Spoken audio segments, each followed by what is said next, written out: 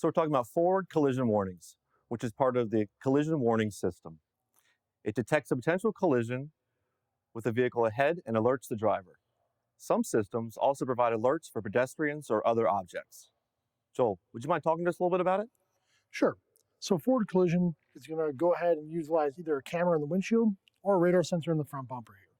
What that's going to do is alert us when we're coming up on a vehicle. So say, we're not paying attention while we're driving, we're kind of daydreaming, we're coming up on a vehicle too quickly. What it'll do is you utilize an audio alert inside the car, but also a visual alert, something on the dashboard or maybe a light that reflects up onto the windshield to alert you that, hey, pay attention, you got to take over here.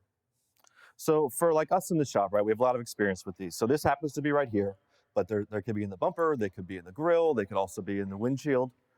So are they always have to be calibrated, or is it just when it's replaced, or is it when it's removed and installed? So that's all going to depend on how the OEM wants that done. So we're going to go ahead and read the OEM repair procedures, and we'll figure out what they want to do. Some, if you remove the bumper and put it back on, they want you to do a calibration for that.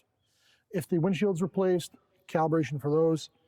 It really all depends. We want to go through and read that service information and make sure we're following it correctly.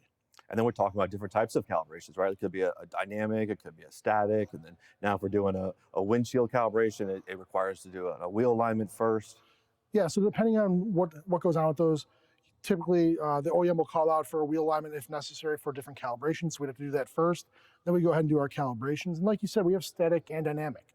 So a static calibration, we'd set up a target in front of the vehicle at a certain distance, and we'd go ahead and it would learn that distance and make the system work.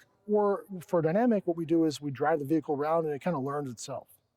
So I mean, it's really important for us to read the OEM repair procedures, right? And always refer back to it. Yeah, that's where we're going to find all that information. The OEM spend a lot of time designing the system. They're the ones that know how to repair it. So when we follow those procedures, we make sure the car gets back to its original form. So we give the car back to the customer. It's in the same condition it was when it left the factory.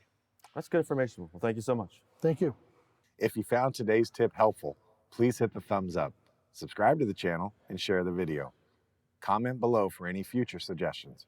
These videos are made possible by SCRS. If you aren't currently a member, I encourage you to join. Visit scrs.com or use the link in the description below.